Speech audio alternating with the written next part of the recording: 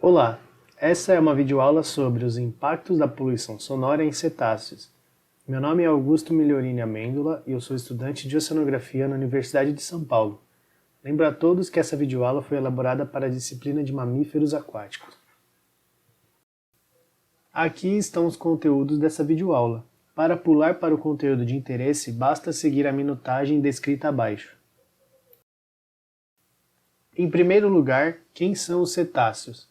Representados pelas baleias e pelos golfinhos, os cetáceos são uma subordem dentro da ordem Cetartiodactyla, na classe dos mamíferos, no filo dos cordados.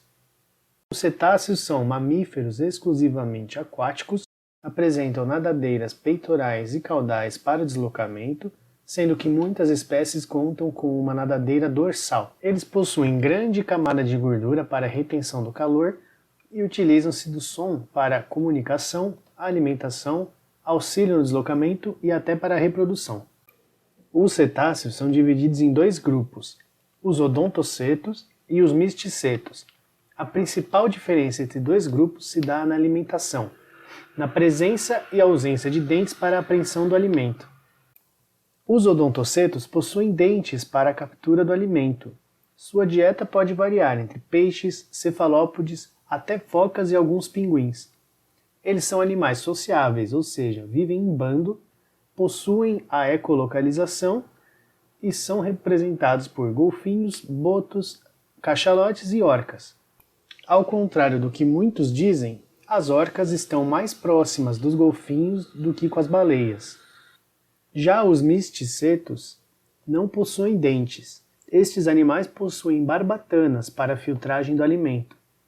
Muitas vezes confundidos com as nadadeiras, as barbatanas são essas estruturas em formas de placas na parte superior da boca do animal e elas são compostas de queratina, o mesmo composto presente em nossas unhas. Por conta das barbatanas, a dieta dos misticetos é composta de pequenos crustáceos e de plâncton. Os misticetos possuem uma vida solitária, normalmente reservada só a mãe e filho, por pouco tempo, e eles não possuem a ferramenta de ecolocalização. Eles são representados pelas baleias.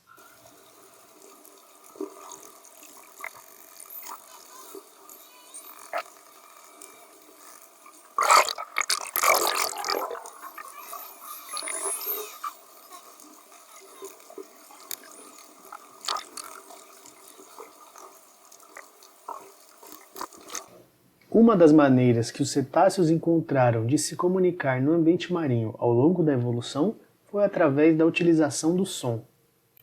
De modo geral, os cetáceos podem ouvir e emitir sons em diversas frequências, e estes sons são muito úteis para comunicação, como no caso de acasalamento, e informar o local de presas para outros indivíduos da mesma espécie, na ecolocalização e na obtenção de alimentos. Essas duas últimas serão explicadas em conjunto.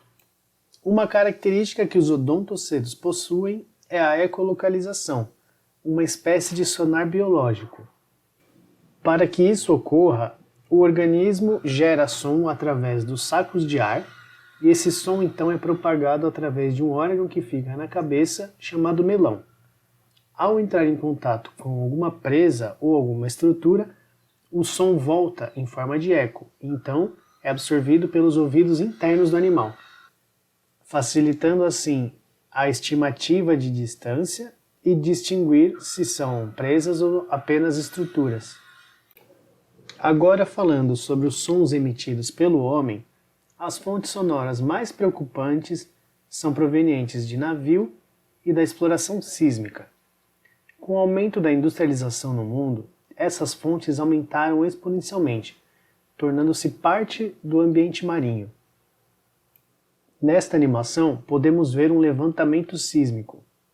São emitidas ondas de alta frequência para poder observar o fundo marinho em busca de petróleo.